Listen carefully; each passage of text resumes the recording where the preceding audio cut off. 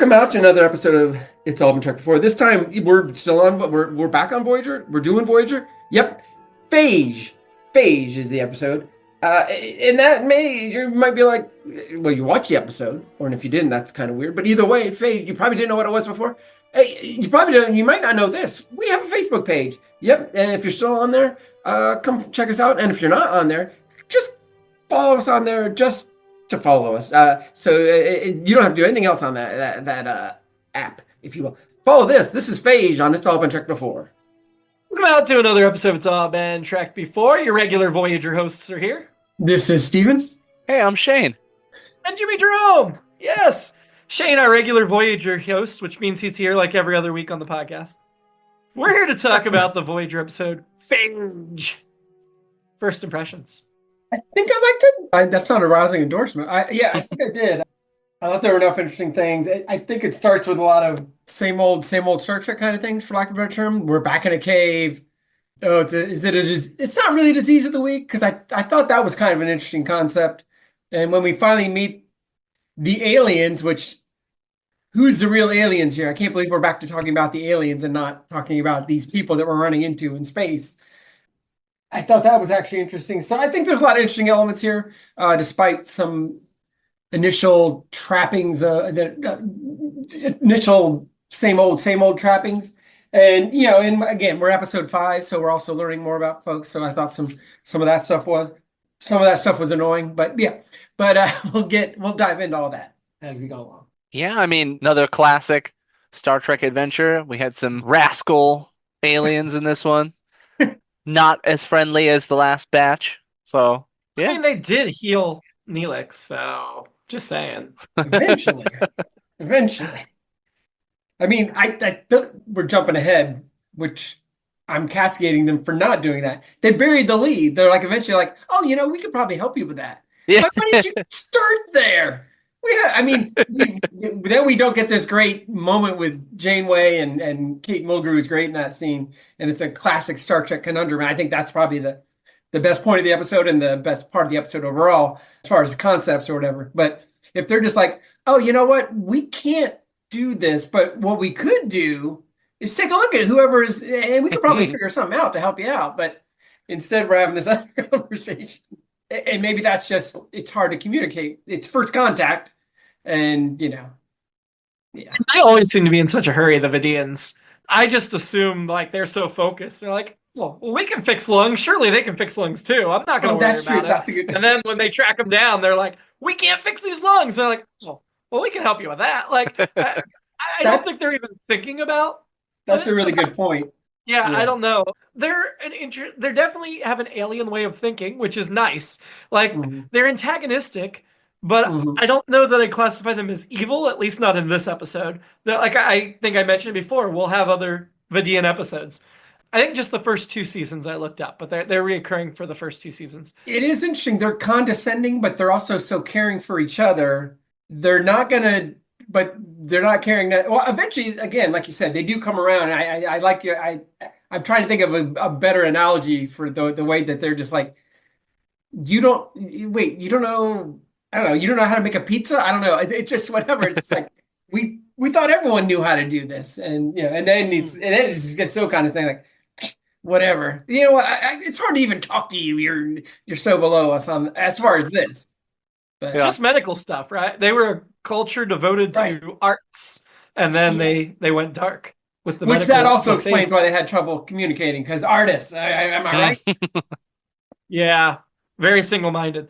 I liked the episode. I wouldn't say that I loved the episode.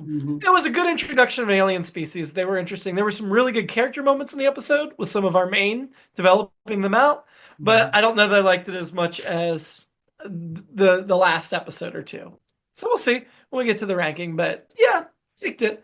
We start out, they need dilithium and they need a way to process it. I think they mentioned in Next Gen or something before this that they can't do self-replicating dilithium. I think that was in the Scotty episode. They talked about self-replicating dilithium and whatever.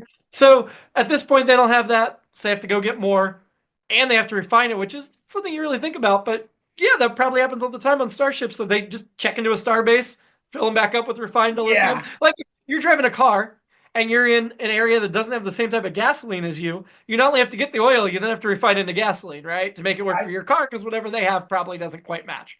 So that all made sense. I feel like dilithium came up on Starfleet protocol. I feel like dilithium came up on TNG, but maybe I just forgot about it. But when I hear dilithium, it always takes me back to TOS, because I feel like not only on the series, but at least a couple of the novels I read, the whole thing was like, we got to get some dilithium because otherwise we're screwed. So that kind of takes me back that they're on the run for, on the search for. And you've watched Star Trek Discovery, so you know what happens when all the dilithium blows up at once. The burn, and how that cripples everything. So the scene where Janeway invites Chakotay to breakfast, first of all, had major Picard Crusher vibes. Yes. And like I know they're not doing anything at this point in the series of a romance between Janeway and Chakotay, but I was like, immediately you're just teasing the next gen fans that like Dr. Crusher and Picard's breakfasts. You're purposely, I swear, Jerry Taylor had to be involved and had to be purposely planting the seeds like, would it be interesting if we give these two a romance? But not to say whether that happens or not. But yeah, you've seen Star Trek Prodigy, so you know they were really good friends. But yeah, and then the whole thing like, oh yeah, I'm gonna have this, this, and this. Like, it sounded like a lot for breakfast. I get the eggs, but then you throw in an asparagus, which isn't exactly a breakfast food, and then she's not even done. She's listing other things, and I'm like, what? But I guess when you're stuck on ration packs, you're gonna dream of all the food you want. Yeah, and as she kept saying them, I'm like, oh, that's right. I know they don't have all that stuff. So I knew she was going to get there. So yeah, ration pack number 5 or whatever. Or to call back to the Crusher Picard breakfasts again, where they had these big fancy spreads. And then in the end, they're both like, I would just like an English muffin. I don't want a big fancy spread. So Neelix, he's starting a fire in Janeway's private dining room, which looks pretty big to just be her private dining room, but I feel like he knocked out some walls or something there. That was right. Like, well, I guess a captain's private dining room may have some food preparation area, because you think if the captain's hosting diplomatic stuff, they might have like a place to prepare things. Although clearly the stove was like something he added, because they mentioned he messed with engineering stuff. But it still did feel like it was a little bigger and a little more involved and developed than it should have been for just a private captain's dining room. The set didn't quite match the story. Let me just say, within about 15 seconds, I just wrote down Neelix as annoying for the episode. 15 seconds into this scene.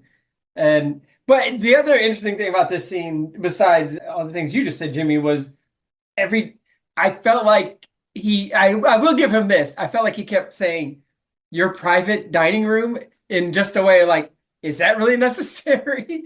Like, do you really need a private dining room? The way he said it. So I'll give him that. But yeah, I was already like, oh God, I hope this isn't a Neelix episode, but it kind of was. I mean, I will say he annoyed me too, but not in the scene. I thought he was fine in the scene. I didn't add him to my annoying until much later in the episode, but we'll get to that. That poor ensign. You can imagine how annoyed I was by then. That poor ensign, he got stuck on. Though, like... stuck on cooking duty. Neelix already is like pilfering supplies from everyone, but now he's also giving ensigns jobs. Where does Neelix rank? He's surely not above an ensign. I will say, and then he invites himself on the away team. Man, Neelix is not waiting to insert himself in. They mentioned that it's a rogue planetoid, so I thought maybe we get some roguishness, but nothing. That's all. That's all the rogue we get. Planetoid was very square. It wasn't roguish at all. Yeah. And we're in another cave. Chakotay's leading the away team. But you notice once things go bad, she immediately is like, okay, Chakotay, we're switching. You can go back to the ship, but I'm going down now. Well, so Chakotay only gets to lead the boring away teams. Yeah, but I'll say, Neelix, he got what he deserved in this episode. He told him multiple times, hey, don't go anywhere, go anywhere, come back, and then he didn't. And it's like, well, you know what? Yeah. Sometimes you get your lungs removed when you don't listen. Yeah, that I agree. Like, hey, buddy. And it's always bad news when they split up, as we learned from DS9 just a few weeks ago. But yeah, I mean, I know we're victim blaming, but the consequences justify the punishment. And it's like if you're like walking walking a kid through the mall and you're like, don't go near the railing, don't go near the railing. And then the kid flips over the railing and cracks their neck and dies. Well, that kid deserved that. Like, no, it doesn't. The punishment doesn't fit the crime. Only because it's Neelix. we are. Yeah. Shane got it. Yep. That's it. I'm okay with victim blaming in this instance. Yeah, I do like the wrist lights. I don't. Have we seen those? Did we have those in TNG?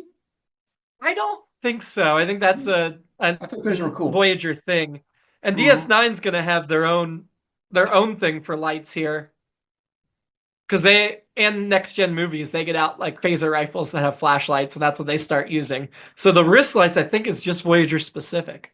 Okay. I wonder if that was cool. Was it just cave stuff, or was that hand in hand with Type 3 phasers? They specifically said, grab Type 3 phasers. Oh, like, yeah. Ooh. I was expecting, like, I don't know, something bigger than that. It sounded more impressive than just phasers. So the Vidiians had like a cloaked hallway, and it wasn't just a cloaked ship. Like at first I was like, oh, did they land their ship and cloak it? But it seemed like they had like a dedicated base in there. Like this was a storage facility they came back to, and maybe also kind of a trap they laid for people to stumble into. Was it just 2 weeks ago we had the cave on Voyager that with the temporal thing? Was that just the last Voyager episode? It might have been. That wasn't a cave. That was like a city that had like blown up. They were underground. Okay, that's right. Yeah, it just reminded me. It wasn't underground either, because remember we saw the scenes before the bombs went off. Oh, okay. It just looked like it was dark and dank and underground. It still just gave me the same impression of like, oh, things are flashing and we see them, and now you see them, and now you don't. But not necessarily a bad thing. But I do like Janeway's method. When in doubt, blast it out. This rock seems warm. It's unusual. Fire phasers at it. Okay. Science.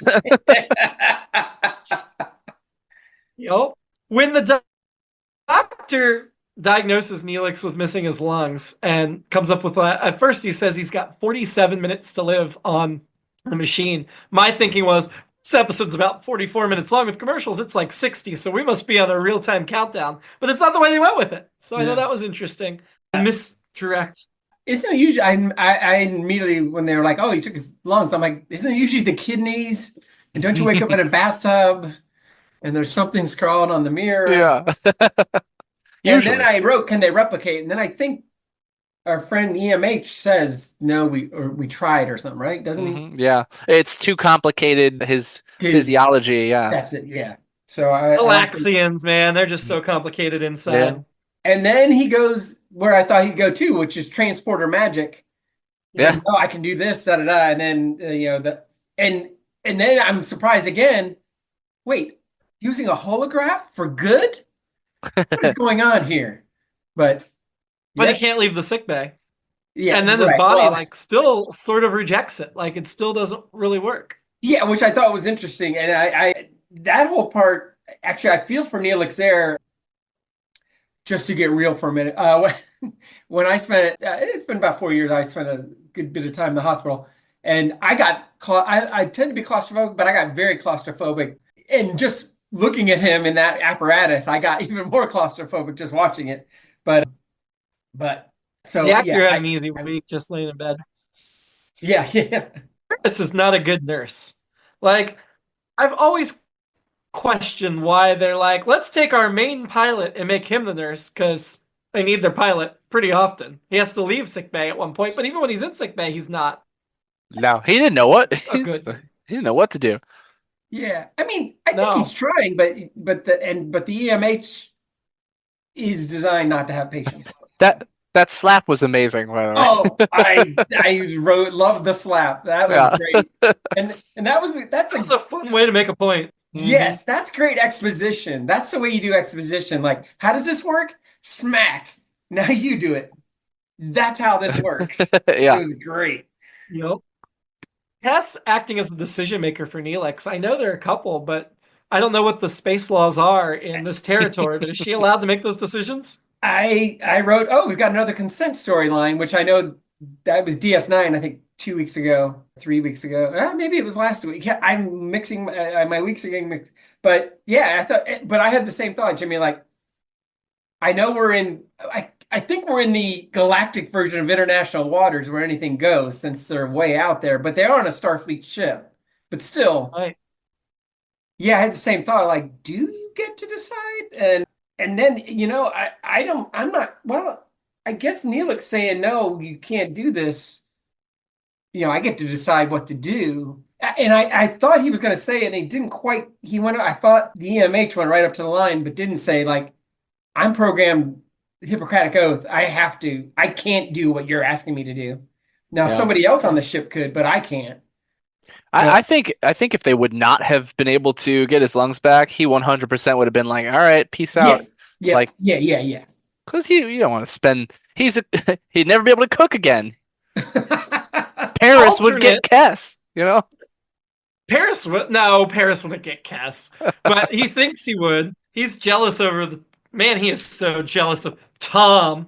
And she's like, we're friends. I'm like, you guys just met. When did you guys have time to become friends? I know in the pilot they kind of hinted at that.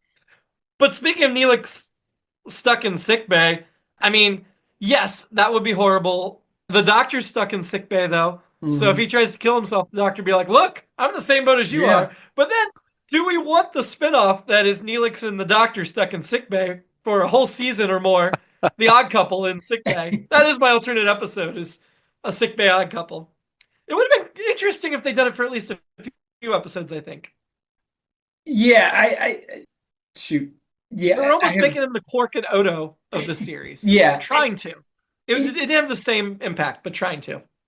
Yes, yeah. And to go back to the Tom Paris again, he says if you need me, which made me think of the I'm here for you from Seinfeld when Elaine and Jerry are moving in on the couple played by Carrie Elwes and Deborah Messing, yeah. And they're like, well, we just told them I'm here for you. And then eventually it's just I'm here. And I don't think Paris meant any of that. But I actually, again, I felt relatable to me, Neelix feeling insecure there because you're in the apparatus and am I going to be around or whatever. But I'm the whole martyr of I want you to go on with your life. yeah. But also, and somewhere along in there, when I think his heart rate goes up or something, doesn't he? It was like a panic attack. Panic attack, yeah. Yeah. Can't they sedate him? Well, that's what the doctor ended up doing, which is just like sleep. Just knocked him right out, which was that's right. Yeah. Definitely the right move, because what else are you gonna do? He's freaking out. I did wonder though why he was stuck in the restraint. I get him being stuck in sick bay, but it's not like the hollow emitter was on the restraint. Well, they said because I literally just watched this like right before, so it's very fresh. But basically, they said because because it's such a complicated anatomy, if he moved even a little bit, the holographic like projection couldn't keep up, and it would get like offset, and it wouldn't work. Makes sense. Okay, so the holographic emitters in sickbay maybe aren't quite as good, but then you're trusting the doctor to do surgery and the holographic emitters are on slight delay. I don't know if that's a good idea. Well, I think because this has never been done before, which is very impressive. The doctor just created a whole new thing, even though it was inferior technology. It was. I mean, you're right, Shane. Except it's all been done. That's true. It has been. It's. I mean, untested. I'm sure, given time, he probably could have mapped the whole room so that anywhere, any position he was in the room, he could have been, but. Even then, he wouldn't have been able to leave the room, Yeah. So. I do appreciate they gave limitations to the technology, though, and it wasn't just like be-all, end-all, miracle cure, we're done. Yeah. Holographic lungs, done. Yeah. Yeah. I to your point, Shane, I thought the EMH coming up with all that stuff was great. And then, but this leads me to my next question about the EMH. He starts talking about, well, God, I got to be here 24 hours or whatever, yada, yada. Can he get tired? Can hologram get tired? He's just no.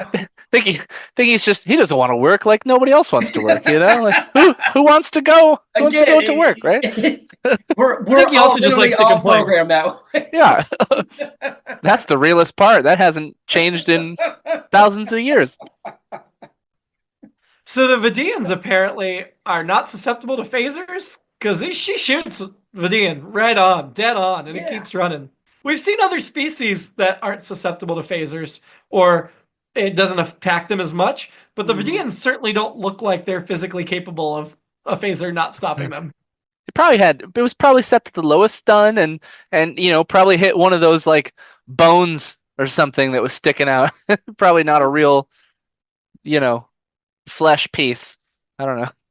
The doctor does say, "I'm a doctor, Mr. Neelix, not a something." I can't even Decorator. Decorator, that's it. Yeah, But it was a very McCoy-esque line. I thought Steven would appreciate that. Yeah. And then he asks if you're programmed to sing, and I can't help but remember that eventually, Bob Picardo has a wonderful voice, and eventually we do get to see the doctor sing. But yeah, the Vidiian tech is really cool. The scanner that can. I was just about to say, I wrote that like you've got that in your hand, like scan the hell out of it and upgrade all your stuff. Like you could turn that into a weapon, like build it big onto the ship. Like I'm just going like science ship, study the science. Now you've got an upgrade to take home with you. Voyager is way too slow to start adding upgrades based on the new technology they're encountering. I think we can eventually get some, but they're way too slow to get to that. We had a Tuvok scene where like he knows what Janeway's going to do, and we see that relationship between them. But as much as I appreciate that scene, I'm like, we're 5 episodes in, and Tuvok's had nothing to do, basically. Yeah. What this character, that one little bit, I was like, oh, I want to know more about this character. Give me something for Tuvok. Yeah, I feel like he has great cameos, and then he's gone. Yeah, so far. I've forgotten how little he has to do in the first 5 episodes, because in my mind, I mean, I think they give him a lot more to do later, but I was like, wow, he's really not in a lot of this so far. I feel like he's like number 4 on the call sheet of like 8 or 9, but he's gotten the least amount to do of anybody. I feel like you guys are answering the question I'm about to ask already, but yeah, are we already bored with Vulcans? But it sounds like there's a lot more Tuvok to come, which is good because, like you all said, they probably wanted to like cool off with the Vulcan stuff to not make it like, oh, it's just the same a rip off of yeah. That's my guess. That's what I guess. Spock's whole thing was that he was half Vulcan, and most of his plot was like trying to warn those two sides, where Tuvok's full Vulcan, so he doesn't have the same challenges as Spock has. But Steven, I think Tuvok's like Keith's favorite Star Trek character. So Keith would not love him so much if he never went anywhere. Yeah, that's a good point. But yeah, him and Janeway's dynamic. I mean, even from the first episode, you could see that little like they've known each other for a long time, and just like she respects him, he respects her, but he's also so sassy with her, and I love it. And they know each other so well, like they can predict what each other is going to do, and that reminds me like Kirk and Spock in their later days. Yeah, the shorthand. Thank you, Shane. That's right. They decorated sickbay for Neelix. That was bad decorations. That really cheered Neelix up. Yeah, I wrote earlier when he said that like the ceiling's terrible. I'm like, show us the ceiling, you coward. And they kind of did later, but I was like, I want to see what he's seeing. Yeah. That's because they don't build full ceilings for the sets, because they put cameras and lighting and stuff. Yeah. Couldn't they elevate the bed so he can look around the room? Not with the restraint. The restraint doesn't. Fair enough, I guess. But I guess, yeah, we've just figured out how to do the restraint thing. I guess that makes sense. Yeah. Don't want to move them at all. They fly in the asteroid or whatever, and there's all those Voyagers. I did like the solution of the bouncing the phaser. They're just as likely to hit themselves as the Vidiian ship, but they were doing it in such a weak thing that it was like, whatever. I loved, again, we talk about not psychobabble, technobabble a lot on here. And again, I thought this was another one where it was like, I love it. It was very much like we're bouncing things off each other, and then we're figuring out like, oh, this makes sense. And even though whatever, obviously I'm no scientist or weapons officer or any of this, but it all was like, that makes total sense to me. And then the execution of it made sense. It also looked very Tholian Web, which I also appreciated. They did fire the phaser. So I thought and again, it was like a fast acting Tholian Web. And I thought it was I don't want to say cheap, but I don't know. And maybe again, I don't know the cost of special effects either, but I thought it was a low-tech way to make something look super cool. So I really like that too. Yeah, Janeway's like, when Janeway's like, "Whoa, we don't want to do that," and then Chakotay's Yeah. like, "Actually, hold on." Like, yeah, that was a cool, like the first time that Janeway like didn't have the answer exactly, Yeah. which was kind of fun. It did start off though with what you were mentioning earlier, Shane, like let's shoot it. Yeah, They're like, yeah, well, hold up. yeah. Let's shoot it the right way. Right, So right. Yes. They get him, and boy, is that speech, woof. yeah. Man, this was a good Janeway bit where, and she had such an impossible decision to make. And I don't know if I fully agree with her decision of, okay, you can keep these lungs, but if you come after anybody else, Right. like if that was Tuvok instead of Neelix, would she have made the same decision? I don't know. It just, Well, I think she would have. It just seemed a little quick, and I don't know. It's a very tough situation. I don't envy her having to make that decision, especially as quickly as she kind of had to do. I think Kirk would have taken their lungs. Yeah. What do you guys think Picard would have done? I don't think he could take the lungs. I think he can't purposely like kill somebody else. Probably, yeah, he'd probably be on that. Kirk would have done it as long as it preserved the lungs, and he did. Cisco would have taken the lungs back. Yeah, Cisco would have. Burnham would have taken the lungs back too. Yes. Well, Burnham would have found some way to make everybody happy and save the entire. Oh, right, yeah. And then he would have wrapped cured it up. the phage. Burnham's speech would have come after they figured out what they were going to do with the lungs. Yes. To And close how the the when whole she- crew banded together to save the species. But she's got to deliver the speech like this. And the Cerritos We'll get would there. have bumbled the whole damn thing. Yeah.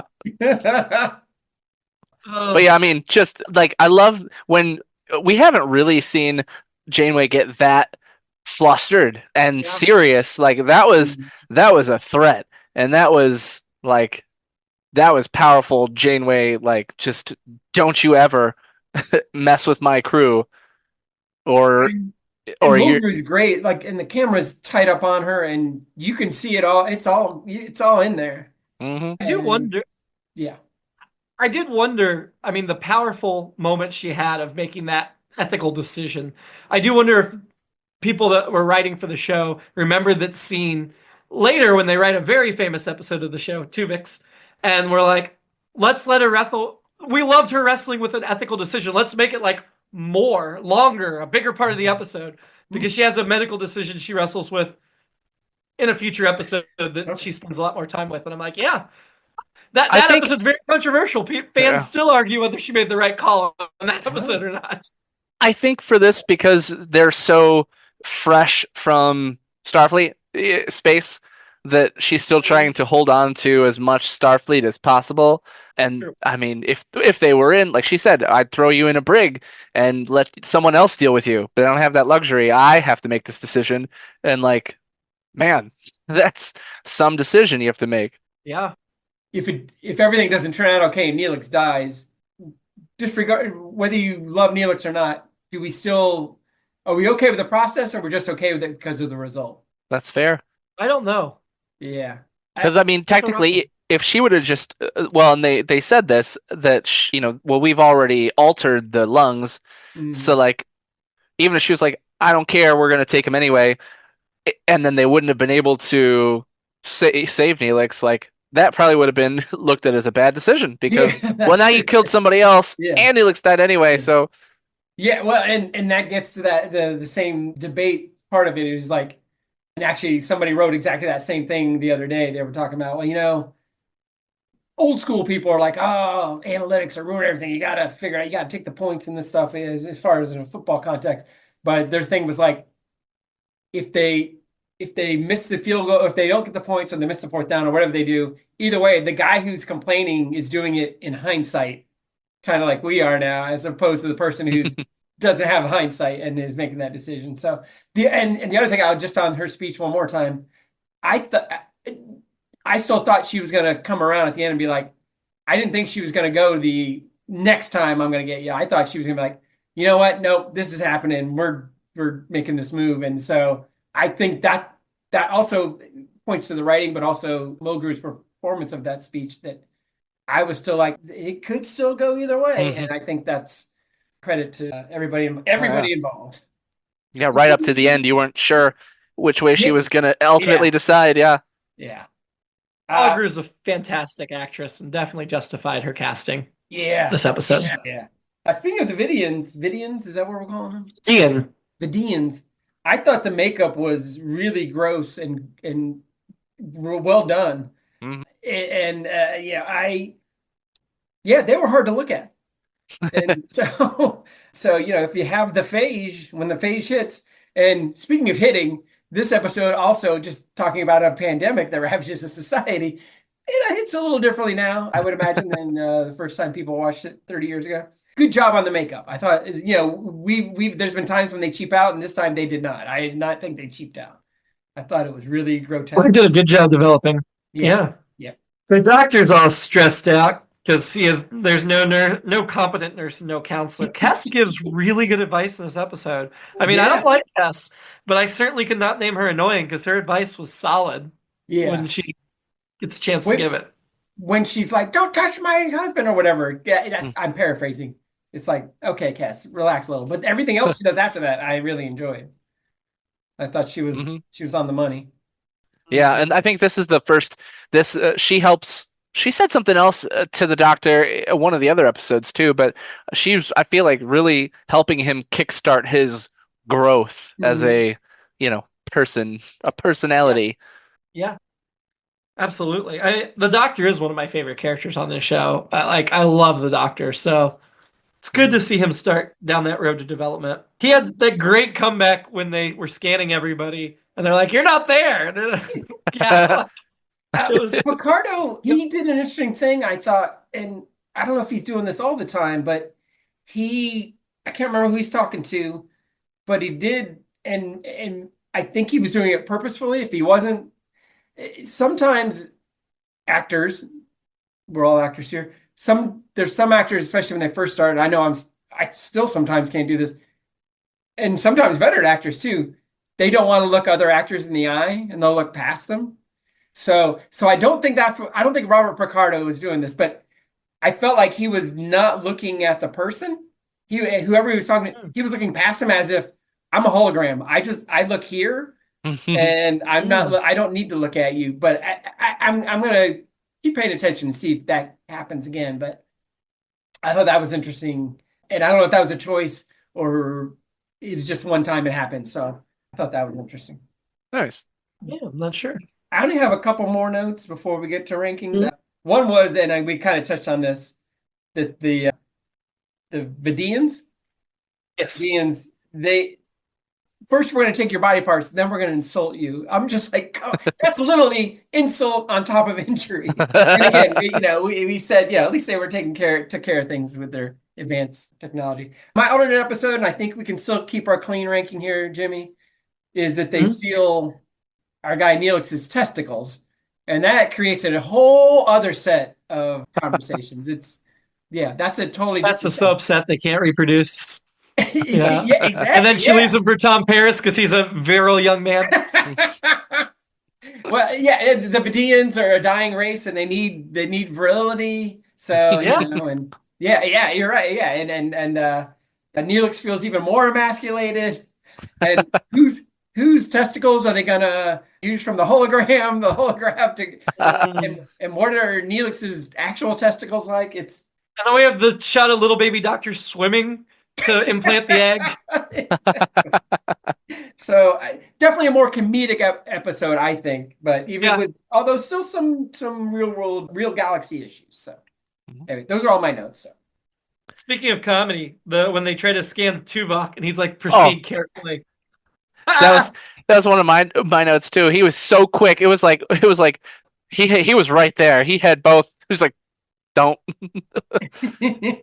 Chris volunteers to be the donor, of course. But I love. Janeway says she looks forward to sampling Neelix's cooking. Spoken like somebody who's never sampled Neelix's cooking. Yeah. I thought it was funny how when when Kes is like, "I'll give you half of my lung," he's like, "No." She's like, "Yes." He's like, "Okay." Just super quickly relent. Like he does okay. not put up much of a fight. No, Yeah. he did the But Neelix is a bit obligatory. selfish. Yeah. Yeah. Yeah, no denying 3 times before you say yes No, in yeah. his culture. We'll get to a part really quick here at the end of the episode where Kes agrees to be like essentially trained as the nurse instead of Paris. I wonder, like, why even go through the thing of having Paris be the nurse for like an episode if you're just going to replace him with Kes? I thought maybe the writers hadn't made up their minds. Maybe they liked the chemistry that Bob Picardo immediately had with Jennifer Lien. I feel like that's got to be a behind the scenes thing. Even though logically and structurally it makes total sense that you put somebody in the role, they didn't work out, you replace them again. No biggie. But I'm very glad to see the end of Paris's nursing career come this quickly. Yeah. And Kes it makes is good foil with the Doctor. Like they actually, those are some of her better moments in the series. Is her time with the Doctor. So is it possible that the EMH is biased as we are in the? I feel like we've gotten away from this now in the 21st century, but in the 20th century, I feel like we were still very biased towards a nurse had to be a woman. Yeah, you're right. In the 21st century, we're not sexist at all. Well, I mean, that's why President Kamala Harris was just sworn. We are still sexist, but I feel like that area we've gotten better. But I know I have. You're saying. Yeah, it does make more sense though. At this point. It does make more sense that it's not your main best pilot also double dutying. Like get the person who has literally nothing else happening except the hydroponics bay, which See, the hydroponics bay, I feel like that's going to be really important since they don't have replicators. So I feel like that's also a vital job. If she's the only one growing food, that's a problem too. We should have had at least one scene with her working with some ensigns and her quickly realizing that they're way better at this than she is, because this is a science vessel. These people know what they're doing. And then it makes sense that she moves over to medical. But, yeah. Oh, well. The episode got a lot of writers touching it. Story by Tim DeHaas. He only has one other writing credit. He has a story by for Next Gen, the episode Identity Crisis, where Geordi was turning into the glowy blue alien thingy. Not a very memorable episode. He has 5 acting credits. Interestingly, nothing I recognize, and 2 producing credits. Nothing to do with Star Trek. So, and then the teleplay was by Brannon Braga and Sky Dent. Sky Dent, this has 3 writing credits. This was their first and only Trek credit. And then 5 additional crew credits. Again, nothing that's, I think, some of the same credits as the story by, but I don't necessarily understand how that person got the job. No, maybe they're not the same credits. Don't know how they got the job writing with Brannon Braga when they weren't even like on staff and they were rewriting somebody else's script. Directed by Winwich Colby, one of our regular Trek directors. We had 2 guest stars this week. Dareth, who I would say was like the lead Vidiian, was played by Cully Fredrickson, who's best known for a role in Star Trek First Contact. It's not a big role, but that's what he's best known for, as well as New Nightmare, Star Wars The Force Unleashed video game, and Bram Stoker's Dracula. Just 34 credits. First Contact and this are the only Trek credits this character has. And while we will see Vidiians again, we won't see these 2 again. These 2 are 1-episode characters. The second Vidiian was Mutura, played by Stephen Rappaport, who is best known for this role, the making of And God Spoke, Modus, and We Got This, 25 acting credits. So not a big, well-known actors. These were very much day players that weren't regularly working. The title, dumb. Why is it not The Phage? It's a virus. Right. Like, Phage just seems stupid. The Phage makes way more sense. Although I guess you could, if you call this episode COVID, that would make more sense than calling it The I guess you're right. Considering in the episode they kept referring to it as The Phage, and we don't say The COVID. Although we do say The HIV, right? That was a bad joke. Never mind. Yeah. Who are you going to drink with in Phage? Kez, because and I may be saying Kez every week, but she and I were in agreement with the EMH or about the EMH and some other things. So Kez, and she did go through something traumatic. Also, if anything's gonna happen to Neelix, I'm beating Paris to Kez. So he is only like 2 years old, Stephen. Damn it. The actress was like 19 or 20 at this point. Well, She's an alien, so doesn't count. you know what? I was too old for her then too. I was gonna say, well, I was 20. 1994? Yeah. 26. So yeah. If you were 26 and she was 20, that's not. Yeah. Yeah, it's not nearly. That's not out of the realm of. See what she looks like now. Yeah. I'm having a drink with the doctor. I loved him in this episode. Yeah. I thought it was a strong episode for him. Yeah. He got to display a lot of stuff and got some good lines, and yeah, I just like him. I said Janeway because she went through a lot. She deserves a drink. She needs one after having to make that rough decision. It worked out, but it might not have. Fair. And she lost her personal, breakfast area. So yeah, that's true. She'll have to have bagel and quarters. Who is your annoyance in Phage? I already mentioned this, but Neelix. No. And I didn't feel this is kind of true, but not completely. One of the reviews, and it wasn't a website, so they gave the name, so I'm not giving them credit. But if you go to the Wikipedia page for this episode, you can find this there in the reception section.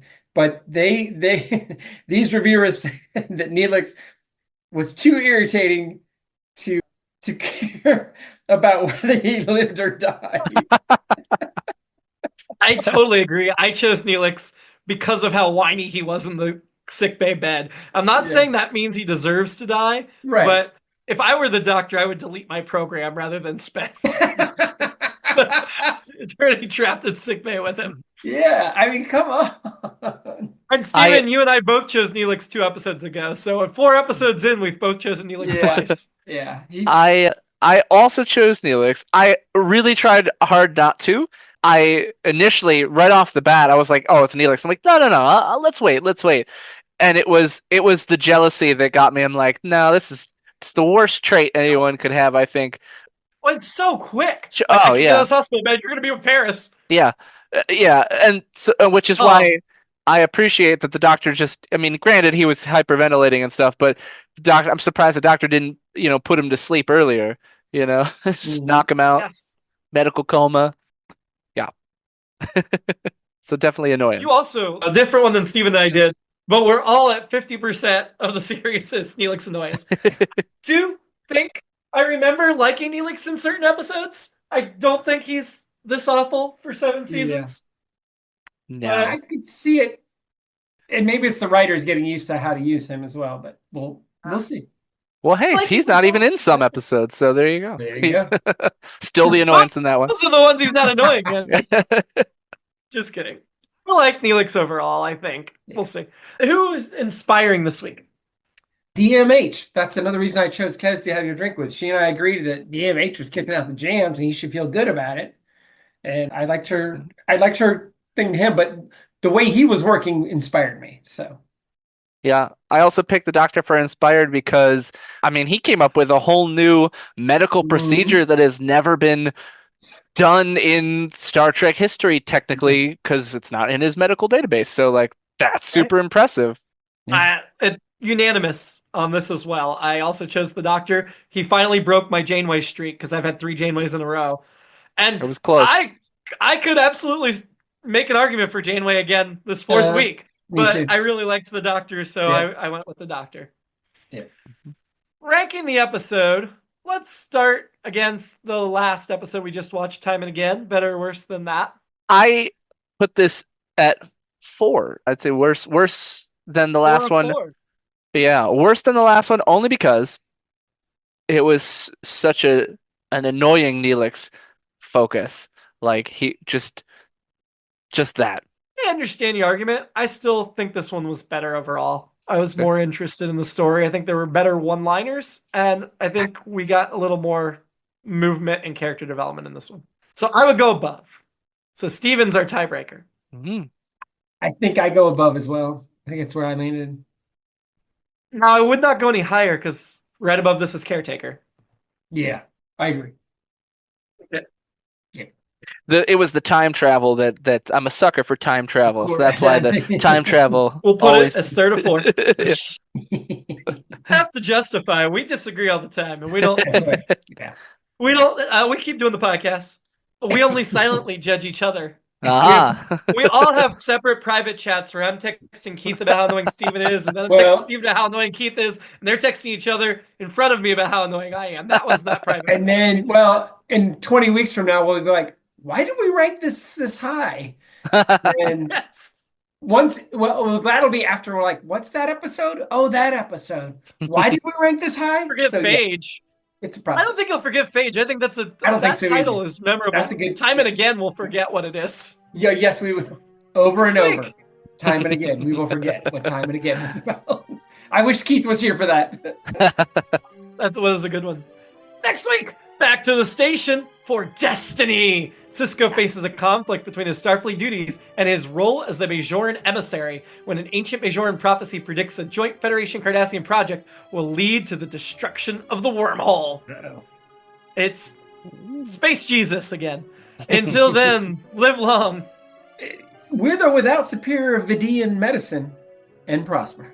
Unless you have to be Neelix's roommate, and then I wish you don't live long. The Vidiians have probably figured out how universal healthcare also. We Take should it have had from an somebody extra else. scene where the Vidiians were like, "This guy." When they asked to see who they saved, this guy. Are you sure you want us to save him? On our planet, the death panels would give him death. Yeah.